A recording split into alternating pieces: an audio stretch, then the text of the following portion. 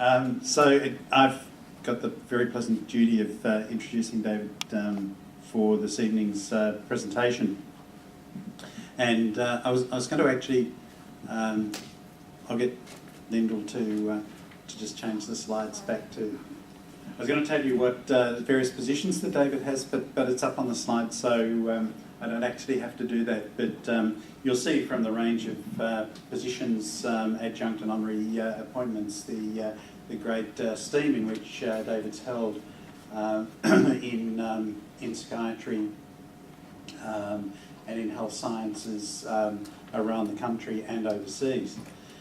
So David's Chair of Psychiatry at St Vincent's Health and the University of Melbourne, and has wide clinical and research interests encompassing schizophrenia, as we'll hear tonight, and related disorders, bipolar disorder, cannabis use, OCD, spectrum disorders, and disorders of body image.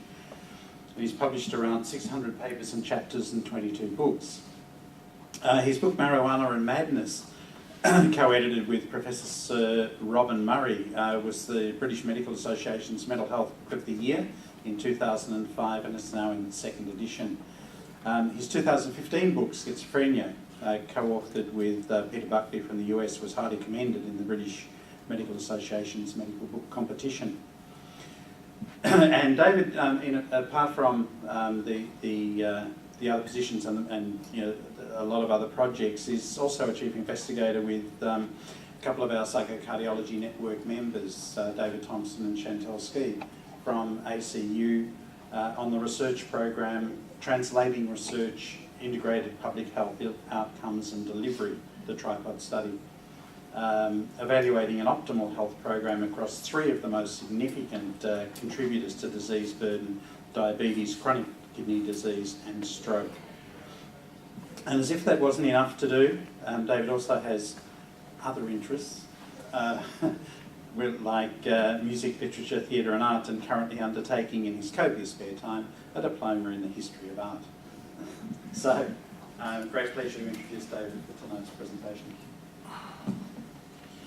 So thank you very much for the introduction, and thank you very much for coming. Can I just get a sense, are most people here, are you all heart people or mind people? Or are you all beautifully integrated with both of these functions? Are you? Mind, okay.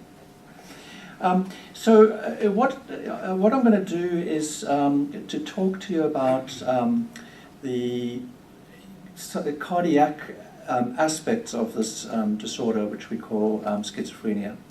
And I'd hope that there would be interaction and questions. And for those of the cardiologists here, please excuse my rather rudimentary memories of cardiology from medical school. But what I do know is that the people I work with on a day-to-day basis, people with schizophrenia and related disorders, have an extremely high burden of cardiovascular disease.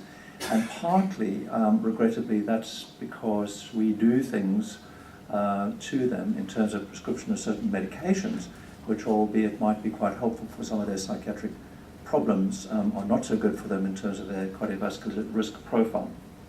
But it's not all that that's iatrogenic, but also has to do with underlying risks, which are very intriguing and not entirely understood. I would like to point out that we've heard the land on which we meet and the heritage thereof, the fact that Aboriginal people in Australia die 20 years younger than they should is a national disgrace, and something which a massive amount of energy goes into in terms of publicity and government funding and so forth. Well, the fact is, for people with schizophrenia and related disorders, it's almost exactly the same. Lessened life expectancy, so of the order of about 20 years. And we don't get nearly as much publicity around that, and not nearly as much interest from government. So, for example, in mental health services, we've been trying to advocate for programs to try and assist people with these problems. And we happen to get NHMRC money, which is vanishingly rare, difficult to get, to do a lot of this work. and showed nice outcomes, particularly recurrently funded from government, is extremely difficult.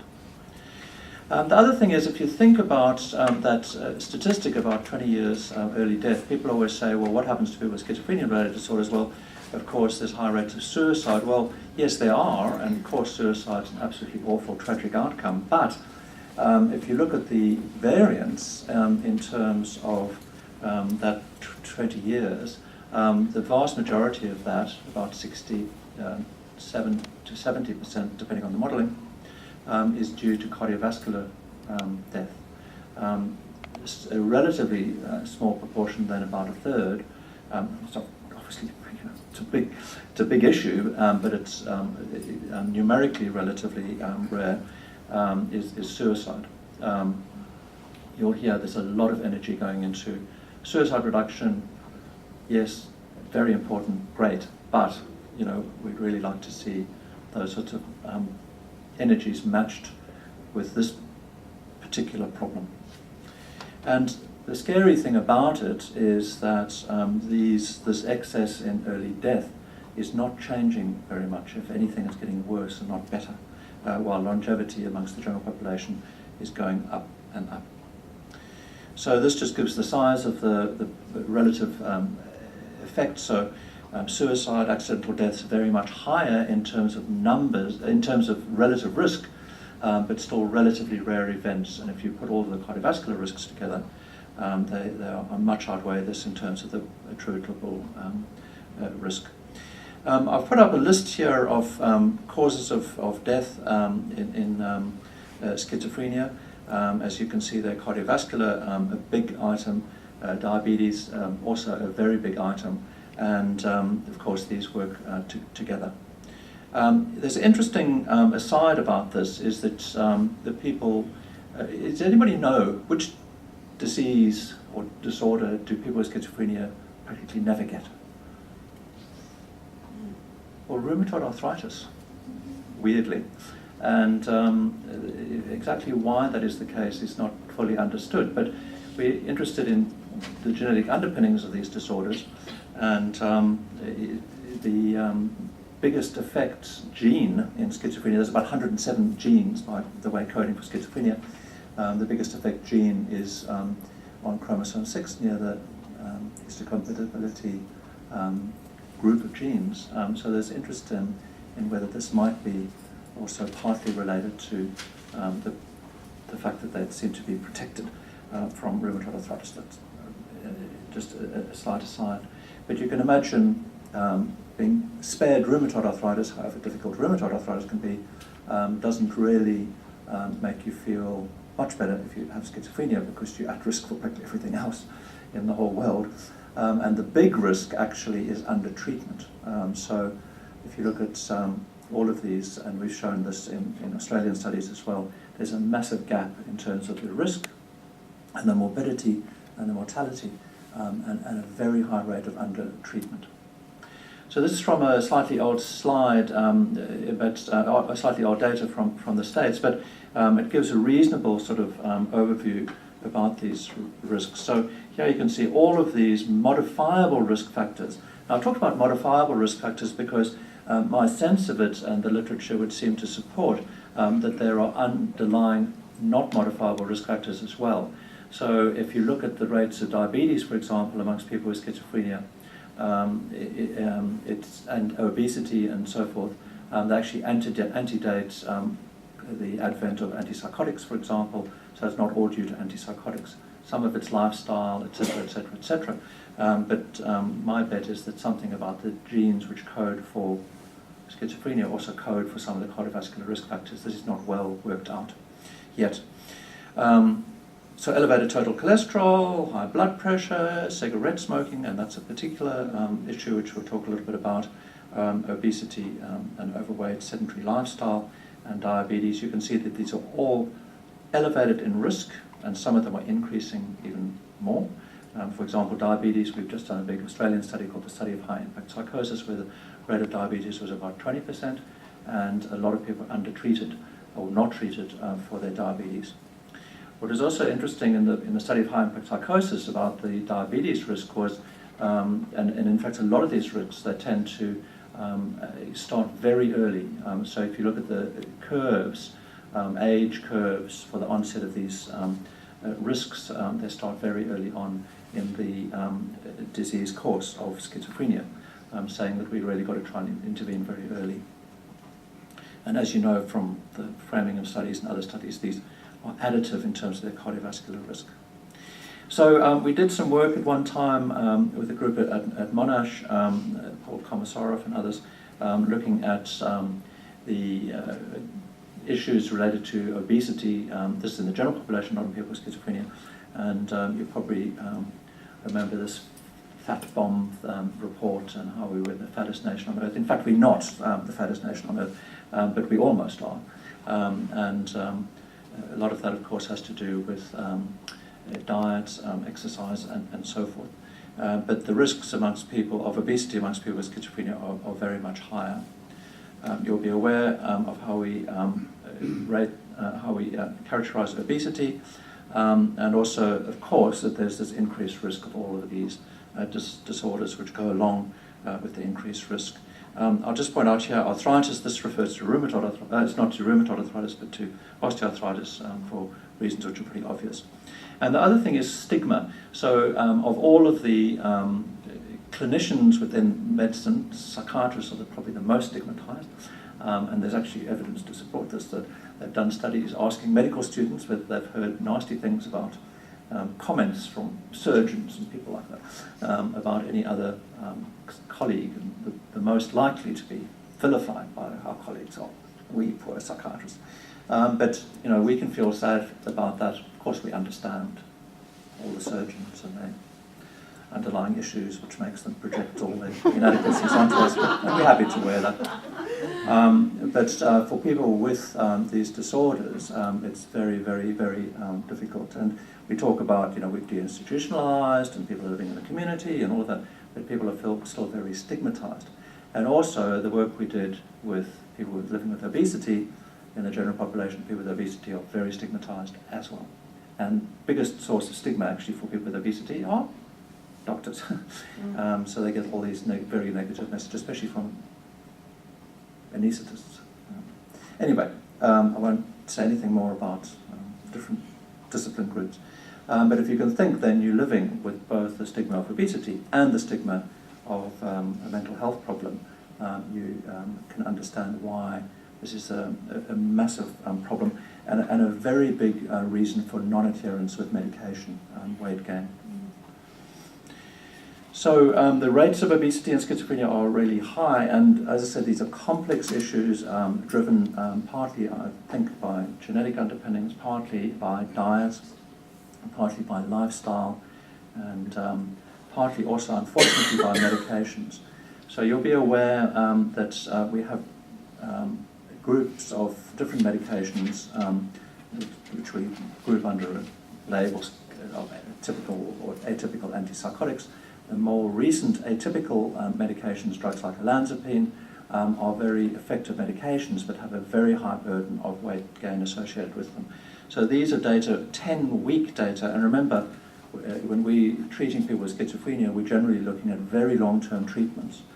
So I would put to you a young person going into a psychotic episode and being told, well, I'm going to put you on this medication which is going to reduce the voices, but it's going to cause an average of 4 kilos of weight gain within 10 weeks. This is pretty scary stuff. And the big offenders here are drugs like clozapine and olanzapine. And clozapine is a particular drug which I'll come back to later because it has a particular place. It's a treatment-resistant medication, so people who have failed on other medications quite often land up on clozapine. It can be a very effective drug for them, but carries a whole lot of cardiac risks, including the weight gain, and also high risks of diabetes. Why do these particular drugs cause so much weight gain and diabetes? Well, not all that clear. Some of it has to do with histaminergic blockade, H1 blockade, so the ones which tend to block histaminergic receptors tend to cause sedation, tend to cause weight gain, but also other mechanisms. And these two drugs also have very high anticholinergic muscarinic receptor occupancy, and that seems to, in and of itself, drive not so much the weight gain, but diabetes risk.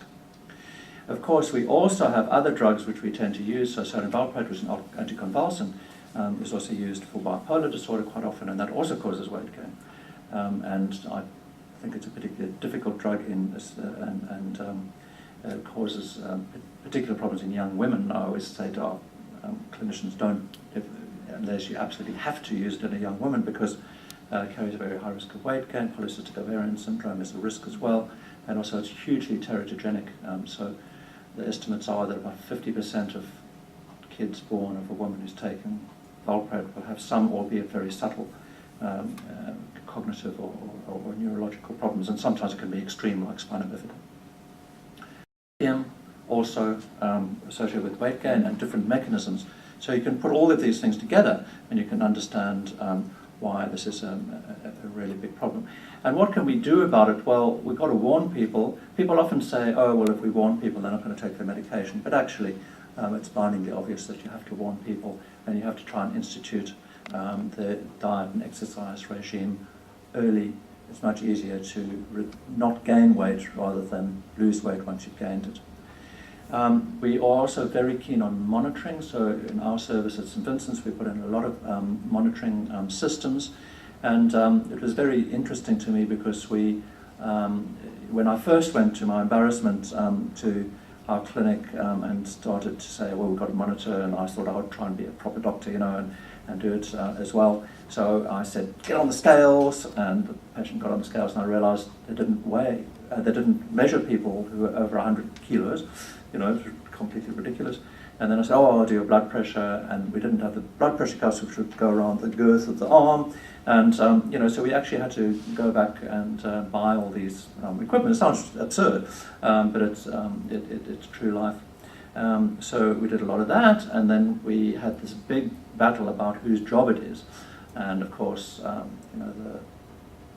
everybody says, well, it's somebody else's job, or the GP should do it, but GPs, some of the patients don't go and see GPs, and there's always this problem about the concentration of the appointment with a GP or other physician with somebody with these disorders is around the psychiatric problems, and you forget the physical health problems.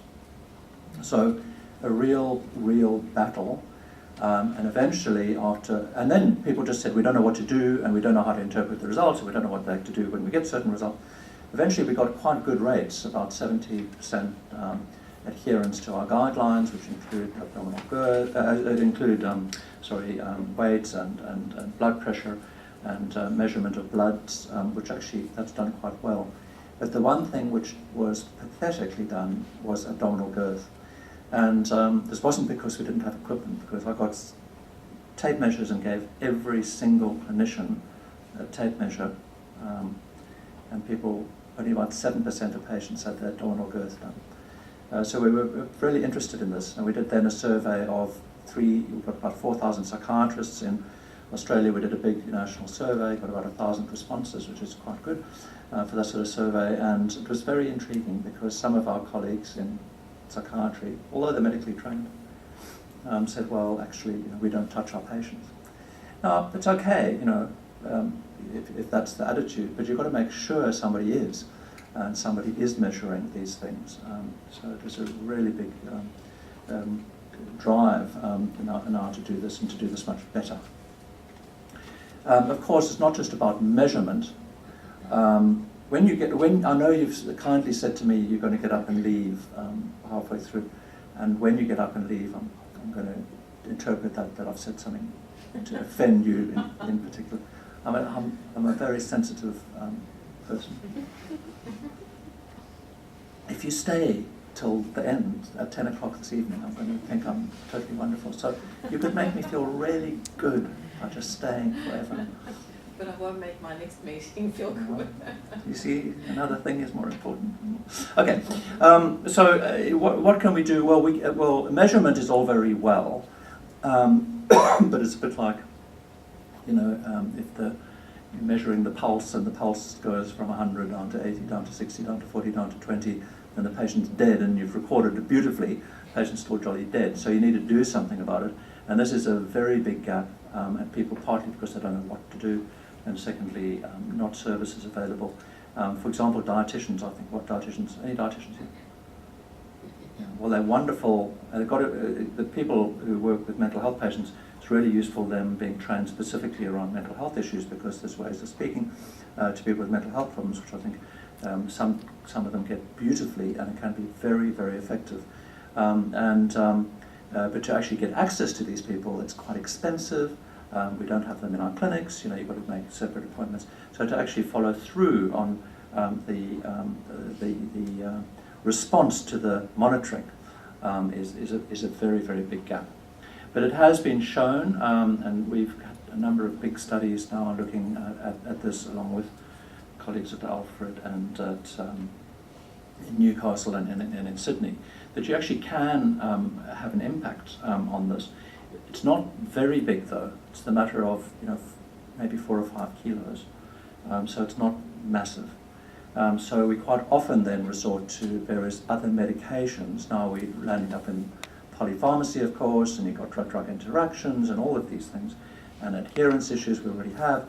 So it's got to be seen in that context. And actually the best medication thing you can do is to actually choose a medication at the outset which is going to cause a relatively low burden of metabolic side effects. And there are such medications, drugs like aripiprazole.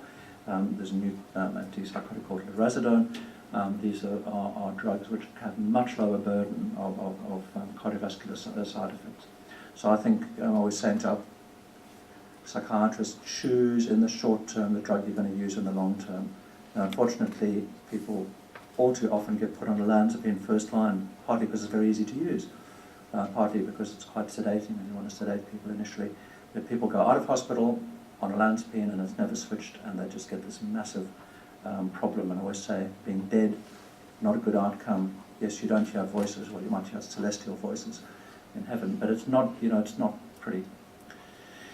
So the selection is really key, and if people have gained weight, for goodness sake, offer to switch. And now we have this big investment in what's called recovery and shared decision making and supported decision making, and we have then, I think, the obligation to say to our patients, there's a range of treatments and a range of treatment options, and we need to together make a choice, right? And being upfront and honest about it. If anybody's interested, by the way, we have very nice patient support materials for medications, goes through all the medications, all the side effects. You just email me and I'll send it to you. So that's one thing. Sibutramine, orlistat, these are, as you know, big literature on these in people without a mental illness. These have problems in terms of their reuptake inhibition, in terms of mental health issues. Orlistat's a nightmare to use for many people, and people with mental illness. If you don't adhere to the diet, it's a disaster for you as well as for anybody who shares the house with you. So the ones which we tend to use more, topiramate is quite useful in some patients, but also can interact with other drugs, and also can cause sort of cognitive problems which can be difficult. So the one which we are using a lot now is metformin. And there's evidence to support its use, even going onto drugs like olanzapine and also clozapine. And it seems to reduce weight gain. It also reduces insulin sensitivity, and it's really very safe. So we tend to use a lot of that. The other one, which is one favourite of mine, is adding aripiprazole. Now, aripiprazole is a partial agonist of the dopamine D2 receptor. It's very tenacious for the D2 receptor, but it has, through its partial agonism and the other effects, has a very low propensity to sedation and weight gain. So it's a nice adjunct if you need it, or an alternative. And the other one, which is really intriguing to me, is melatonin. So I think there's literature to support its use in obesity and cardiovascular risk in the general population, but also in people with schizophrenia, and seems to have some potential beneficial effects for psychotic symptoms as well. So that's a very interesting one, and one which we are increasingly using as well, although of course it's not on the PDS, so it's very expensive, and our patients don't make any money because they spend all their money on cigarettes. Hyperlipidemia, again, big contributing risk factor, and again, very common in the general population, but even more common in our patients. And a lot of this is driven by dietary issues. And in Australia we have food deserts where you don't have access to any decent food, but lots and lots of access to so-called junk food.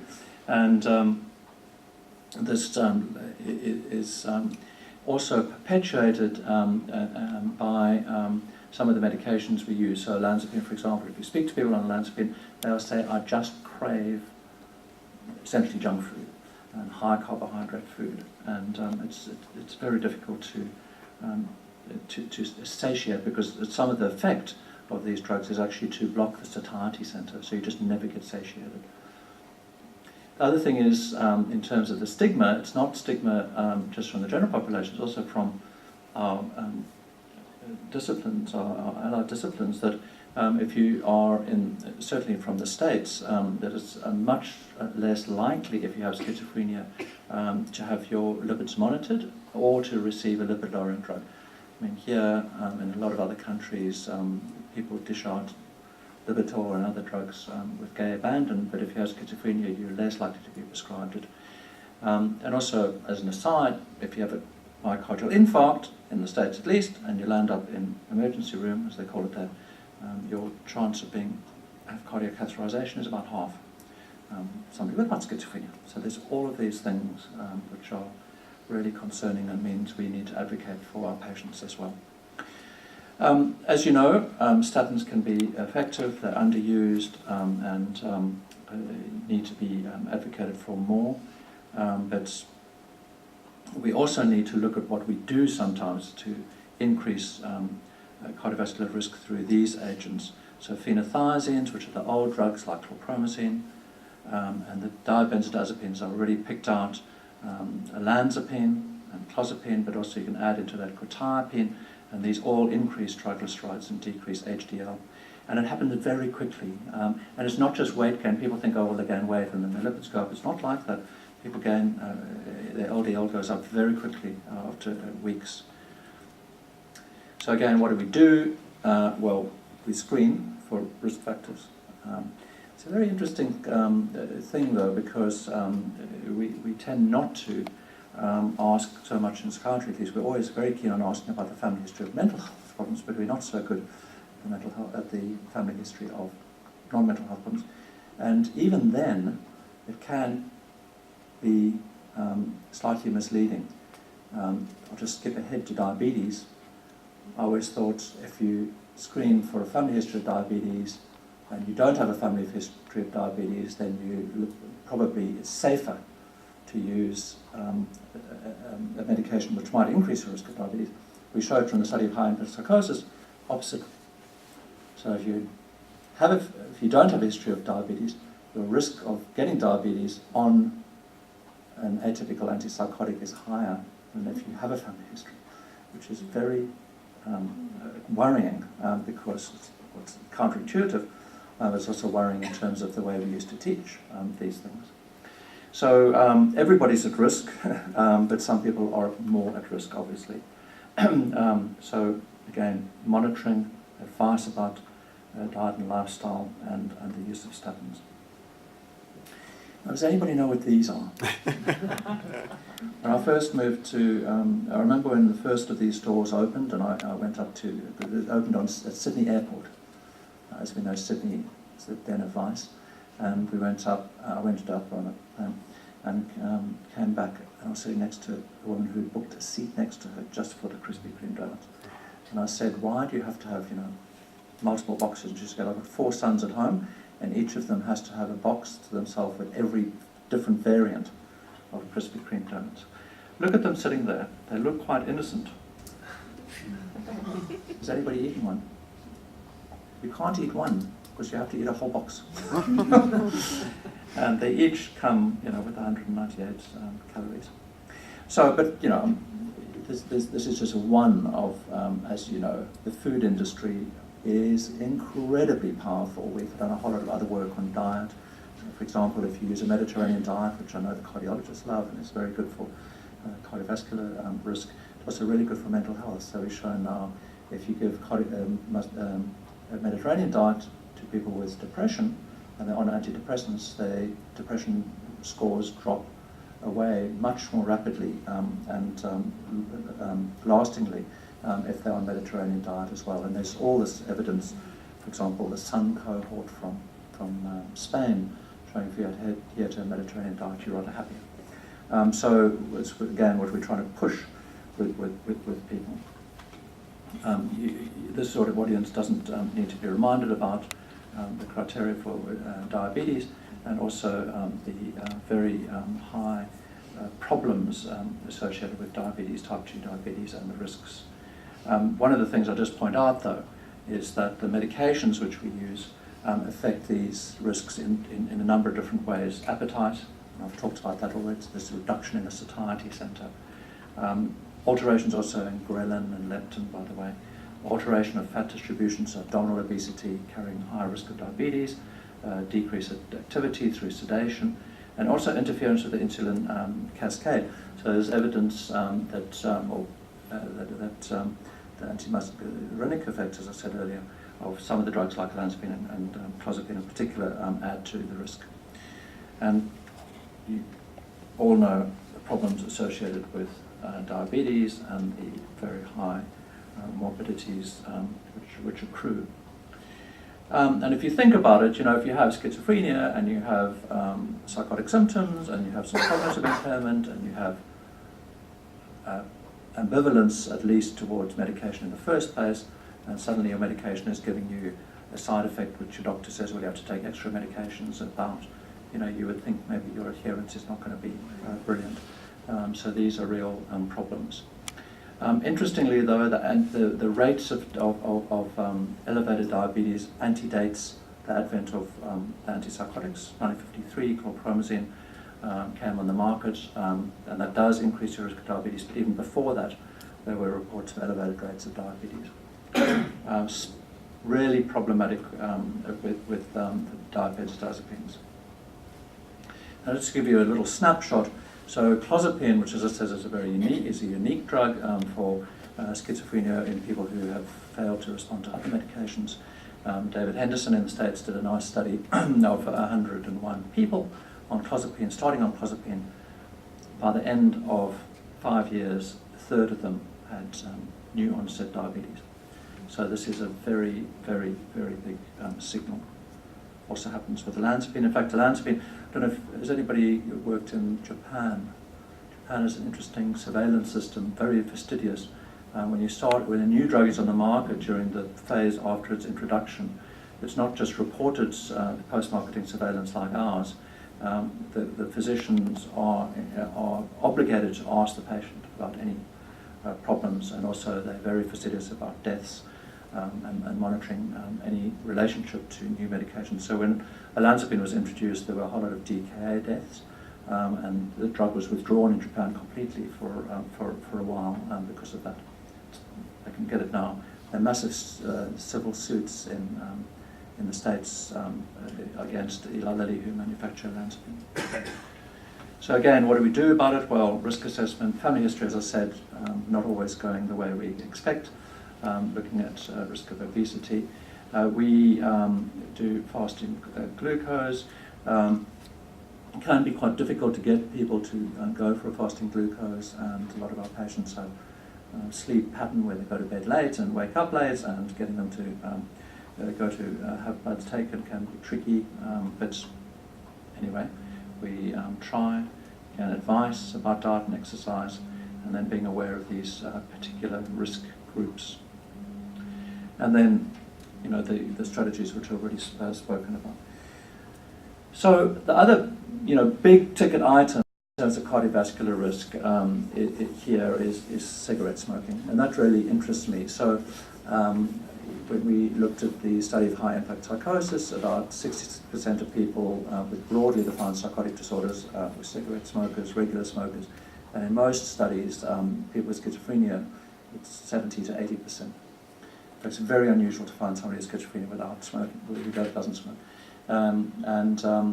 They also smoke extremely efficiently. A person with schizophrenia can get more nicotine out of a cigarette than anybody else. There's actually been, not facetious. It's true. It's been shown, and the drive, and if you look at the hierarchy of needs in people with schizophrenia, cigarette smoking is very high, low on the hierarchy, and as in it's something which they will expend a lot of money on. What does a cigarette cost? Over $1 each now, and most of these people are on a disability support pension, and almost all of them smoke, and they smoke a lot. It's very difficult to stop them smoking, even though they might wish to. The financial thing is, one of the things you put in the decisional balance, but even despite that, as I said, hierarchy of needs, they will smoke. Why? Part of it's social affiliation. Of course, we ban cigarette smoking in our hospitals now, but even so, there's also the cognitive enhancing effect. So if you can actually give a person with schizophrenia a cigarette, actually enhance their cognition a little bit. Thanks for coming. Doors are locked, so you can't get out anyway. You might as well just come. So what can we do about it? Well, we've done studies looking at a healthy lifestyle package with NRT, and that has some efficacy. But what is really effective actually is varenicline. It's a Champix. Now, there was a lot of concern about this because they said, oh, this is associated with increase in psychiatric outcomes, detrimental psychiatric outcomes, including depression, suicidality, and sometimes worsening of psychotic symptoms. It's unfortunate because that got into the sort of literature and was banged on about by some people. And if you look at the literature, it's actually the risk is actually quite low of those problems and can be managed. We've done studies with varenicline shown very, very good outcomes. If you look at NRT as an intervention for smoking cessation, you only get about 19% abstinence. You use varenicline, it's of the order of 50%, and that's similar to in the general population. The problem is when you stop it, people start smoking again.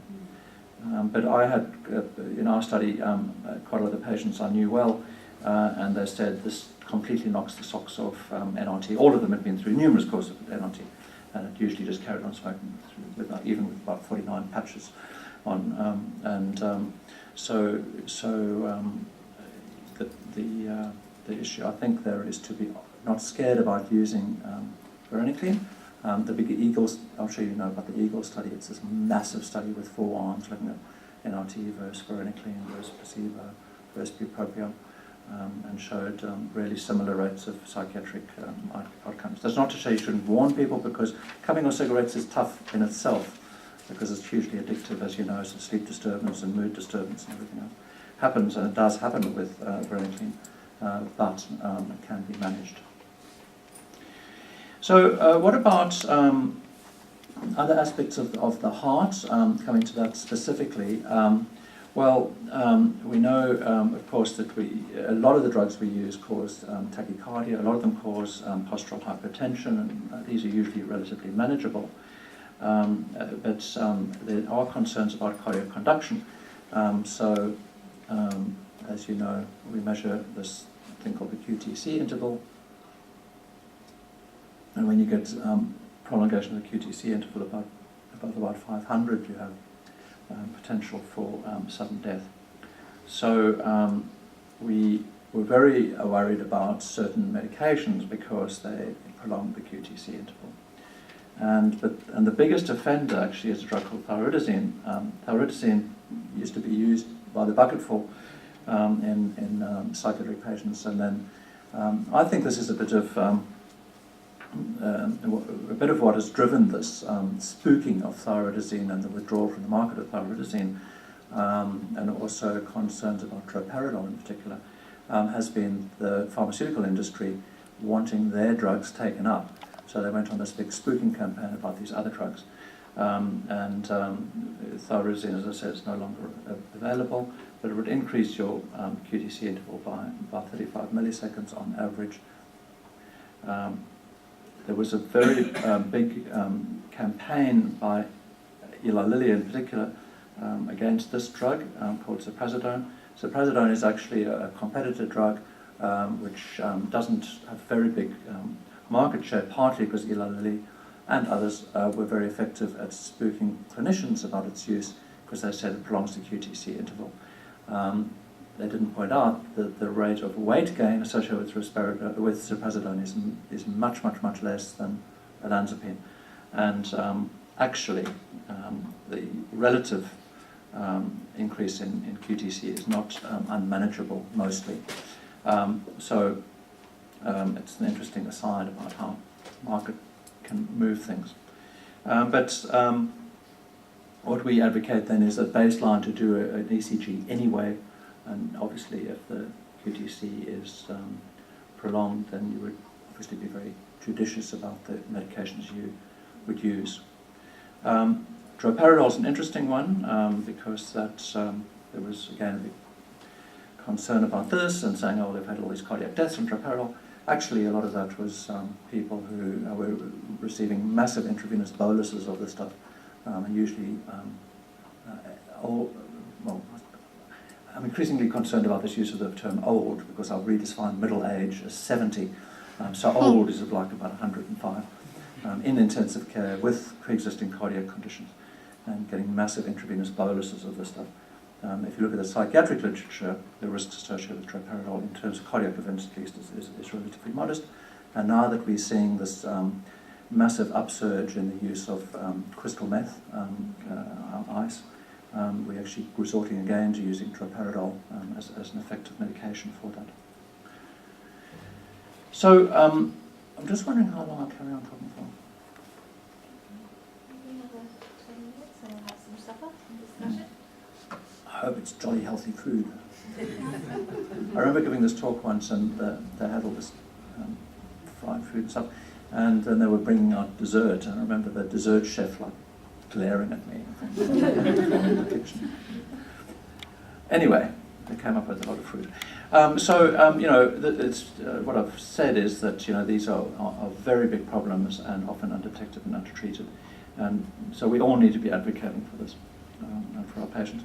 But I thought what might be interesting just to focus on for 10 or 15 minutes at least would be this drug clozapine, because it's a very interesting drug and still has quite a big place in our pharmacopoeia. About 15% of people with schizophrenia in Australia would be on clozapine, and it can be a very effective and efficient drug for them. But it does have some downsides in that it can kill you in a number of different ways. In fact, it was manufactured first in the 60s and 70s, and then in the late 70s there was a report from Finland of a number of deaths due to agranulocytosis, so it was withdrawn from the market, reintroduced in the late 80s after a landmark study when they took patients with treatment-resistant schizophrenia, so-called, and randomized them to chlorpromazine, that's old Largactil, and or to clozapine, and showed that none of the people going on to chlorpromazine did well at all. About a third of people on clozapine did extremely well. I mean, remarkable, rebirth, sort of Oliver Saxey style. About a third did pretty well, and a third didn't do very much. But it's really a drug which you would not like to be without in psychiatry. So the agranulocytosis is not really a problem anymore because we monitor for that, and that's pretty easy. But there were then concerns about the cardiac effects. One of the things it does in everybody is tachycardia. Most people, that's not a major problem in and of itself.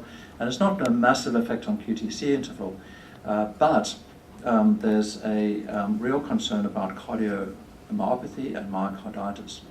Again, you are aware, and actually, interestingly, this was made, the myocarditis risk thing was really put on the world map from some reports in Queensland, which seem to be a clustering. And there's some debate still about whether this might be related to heat. Some of these deaths occur during times of environmental heat. Anyway, you're aware myocarditis is obviously an inflammation of myocardium. Cardiomyopathy is another thing, and that's a more slow, indolent reduction in cardiac contractility, which is less concerning on one level because it doesn't kill you fulminantly, and the myocarditis kills people. 60%, 40 to 60% of people in some of these studies would die, or be left with cardiac compromise. The cardiomyopathy, though, can be a problem as well, and I'll talk a little bit about these separately. The myocarditis, it's very difficult to get estimates of it, and the literature really varies in terms of the incidence of it, partly because it's not always that easy to define exactly how you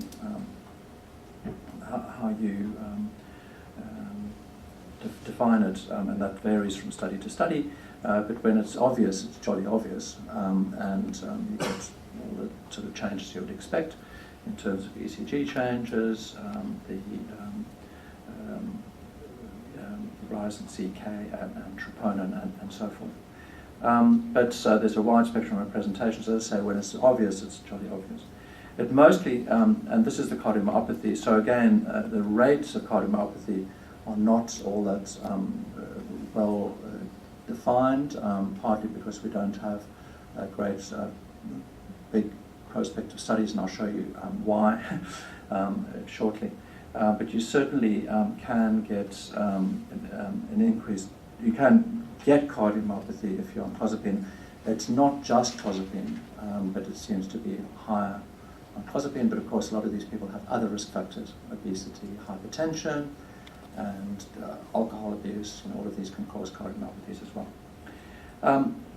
So we did a study looking at cardiac monitoring associated with clozapine because after the reports of myocarditis deaths from Queensland, a lot of services said, "Oh, i've got to do cardiac echoes," and everybody.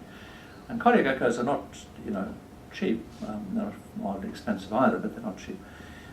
So we were aware that a lot of our patients were going for cardiac echoes all the time, and the cardiologists remember saying to me, "Why are we doing all these?" and very rarely turn anything up, and does it actually influence clinical practice, and so forth. So we decided to actually look at this. This was led by Stuart Murch, who's one of the registrars doing cardiology, and David Pryor and other cardiologists at St Vincent's. So we wanted to investigate baseline prevalence of cardiac dysfunction. So that's another thing which really hadn't been fully understood, and we thought, well, that would be worthwhile to look at how adherent people were to our monitoring. So we were saying, that we had this monitoring system, and you had to do baseline in 6 weeks, and goodness knows what. Did people actually do it? Well, the fact is, the answer was, well, not very well. And also look at the utility and cost effectiveness. So here we have 159 patients on clozapine, and we had a few who we couldn't get hold of their records because they were under correctional health, and there's restrictions around access to their records. But we went through all of their records, or Stuart did, and also looked at their echoes. Most of them had been done at St V's, but some were done elsewhere. But we essentially focused on getting all of those and reviewing them, and looking at left ventricular ejection fraction. Mean age is 37, that's about right. 71% male, more people with schizophrenia, with severe type of schizophrenia anyway, are male, for reasons I won't go into. It has to do with males being essentially retarded brains. All the women here know. Yes. We had 453 patient years. We looked at baseline echoes, and then those were, i.e., within 3 months of starting, and we had pretty good coverage. But that's not surprising in that as part of our protocol of workup, and people pretty much have to be admitted to hospital to initiate clozapine because of its potential problems. There was at least one follow-up echo in 65%, but this is when we were saying everybody should have follow-up echoes. And a 6-month echo only in 11%. And at baseline it was quite interesting. So the mean ejection fraction 59%. 9, so about 10%, had a baseline under 50%, so that was intriguing enough.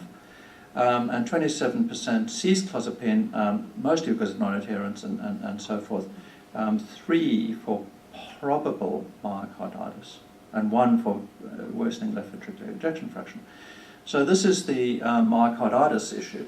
3 patients, days 13, 17, and 23. So this is very compatible with the literature. Myocarditis tends to occur at exactly this sort of window, and it's a bit of a dangerous window because they're not necessarily in hospital during that phase. They are for the first couple of weeks. And there's some evidence to support that it might be worse in younger people, and it might be worse as you push the dose up more quickly. We have slow initiation protocols, but if you go even slower, it might reduce this risk. Cardiomyopathy, though, was 2 out of 79, and 1 patient having a worsening of pre-existing problem, and 1 patient we thought had possible de novo clozapine-induced cardiomyopathy. And this is he's 24, baseline 60%. He had an echo 24 months, so it showed his ejection fraction of 40%, and we actually weaned his clozapine out, and then it became asymptomatic in terms of his cardiovascular function. And then after he stopped clozapine, his ejection fraction returned. That doesn't always happen, by the way. So the real problems with challenges in identification, only 1 case of declining in the development of, without 1 worsening, 1 which we're fairly confident had it related to clozapine. But the challenge then was to say, so did all these echoes, which weren't always done anyway, did they actually influence clinical practice? And my conclusion was no. And this is the cost, $230, is that right? Probably more now. An incidence of 0.22 would have $200,000 per case. If you say the incidence is 0.05, and as I say, we don't really know what the incidence is, somewhere between those two, would be $1 million per case. Is it worth it? Well, I would suggest probably not. And anyway, people don't adhere. What we sort of did was to say, well, for people commencing clozapine, we should do a baseline echo, and we do baselines of everything, by the way, including prolactin and everything else. So at least you've got something to refer to, because else it's really difficult. And then the myocarditis, we thought that echoes were not actually all that helpful, but if they became symptomatic, it was usually pretty obvious. And then measuring troponins and CK and so forth, and active monitoring. And with the cardiomyopathy, we thought that we should wait until if somebody actually got some symptoms, that then we might start. Then we would look at 1 patient who has absolutely horrendous schizophrenia history, completely unable to function. For many years, and on clozapine he has just been totally turned around. He's like,